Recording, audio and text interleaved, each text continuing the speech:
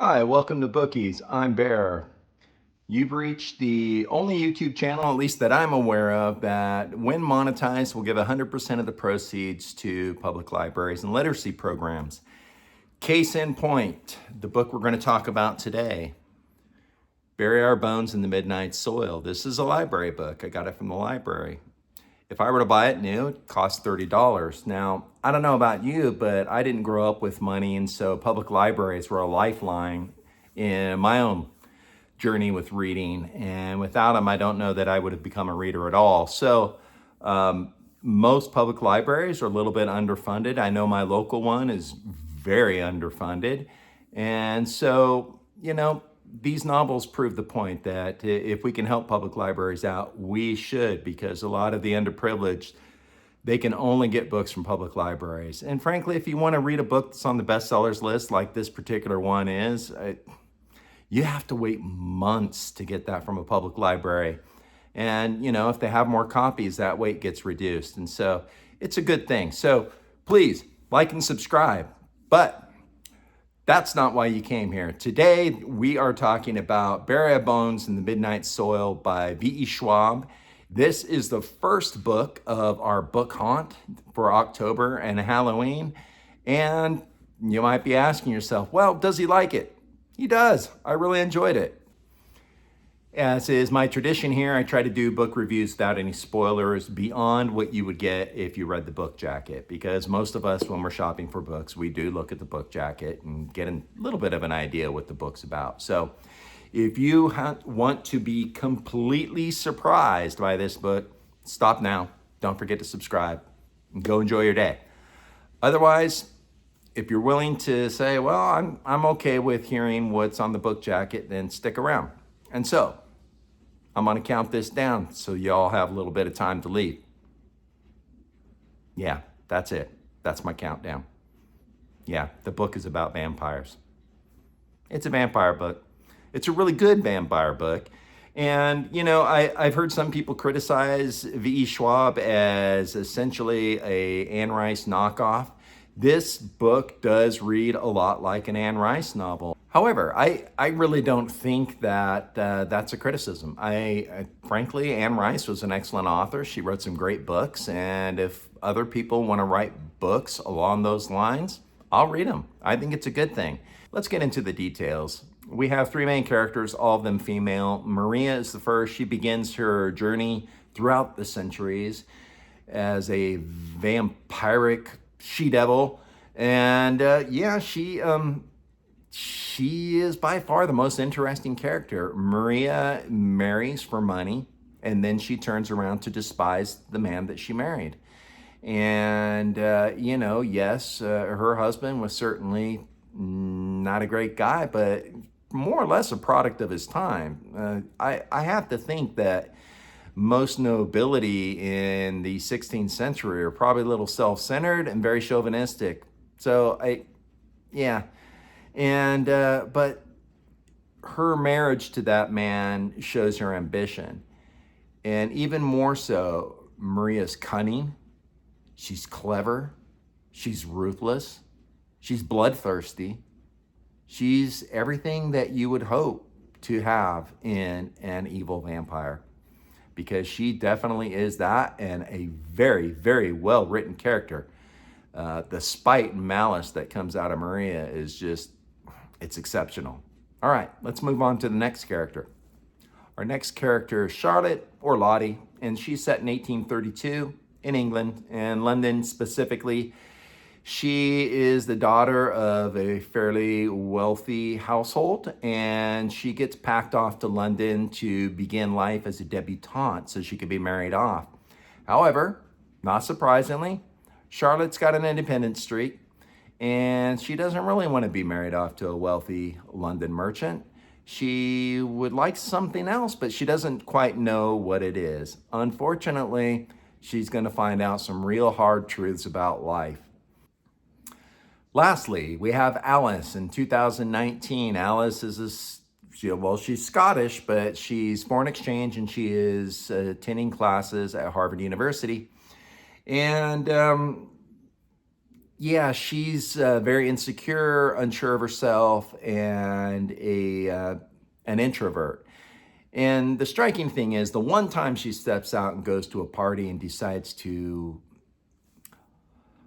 basically act like she's somebody other than who she is and really step out, yeah, bad things happen.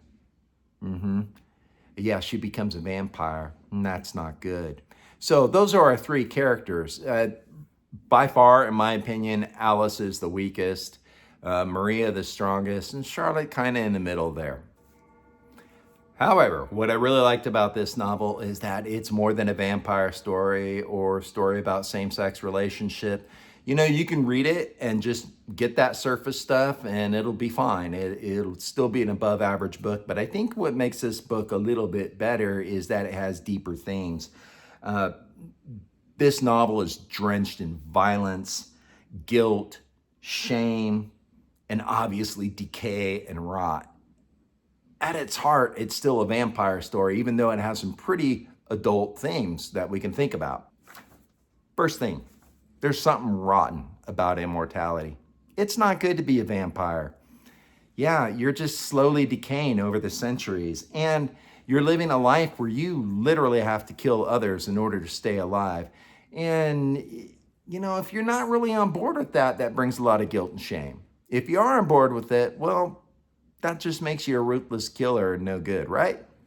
So there's nothing really sexy about being a vampire. And I think that's a little bit different than Anne Rice, right? Anne Rice kind of made the vampire sexy. Twilight, oh my gosh, don't even get me started on that. I actually read those, even though I think they were intended for 13-year-old girls. I read them all. Yeah, it wasn't good.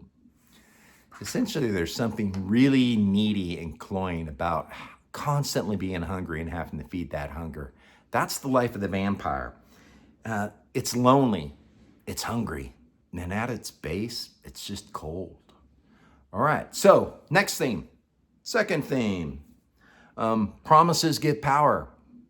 Yeah, and it's not just a moral imperative when you give somebody your word that you're going to do something that you feel like you actually should follow through.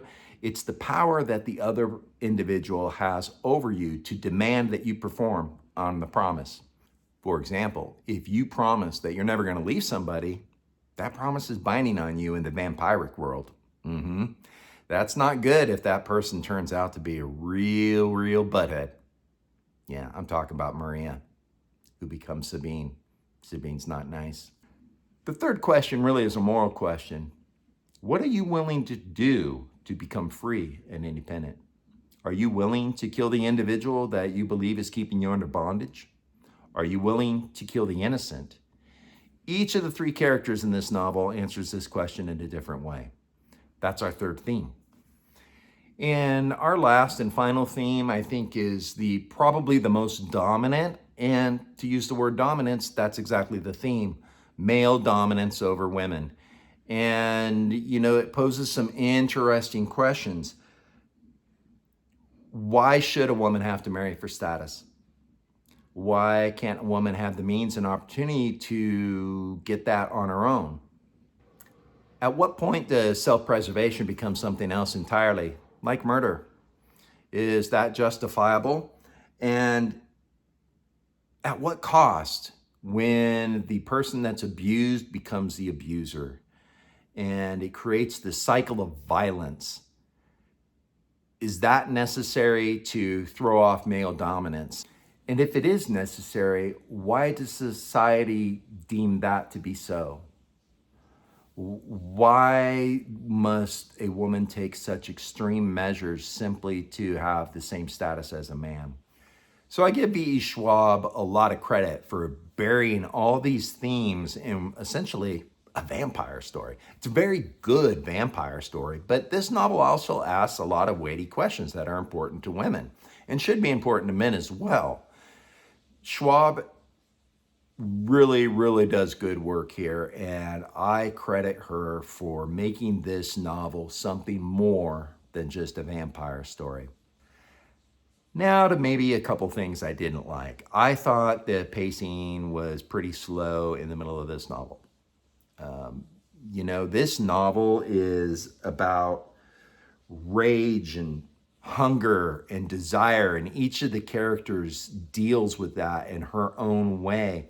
Those are compelling emotions, they're compelling motivations. That should drive this story forward with a quickening pace. The middle, it was just kind of slow. And that's really unfortunate because I think it takes away from the themes. This is an angry vampire story. There should be no slow burn here. And I think a lot of times when there's a criticism about slow pacing, it's really a criticism about characters because it's the characters that pace the novel. And in this case, I really didn't think Alice was a very well crafted character. Alice was her storyline was kind of dull and boring. I credit Schwab for asking larger questions that are important to women and should be important to men as well. And to that end, because she does it so well without being overbearing or quote unquote preachy, I'm going to give this 4 stars out of 5. It's an excellent vampire story, but it's bigger than that. So to that end, right about now, there should be like a little naval officer right there. Believe it or not, that's me, and that's how you subscribe. So click that naval officer, and let's get this channel going. Have a great day. God bless.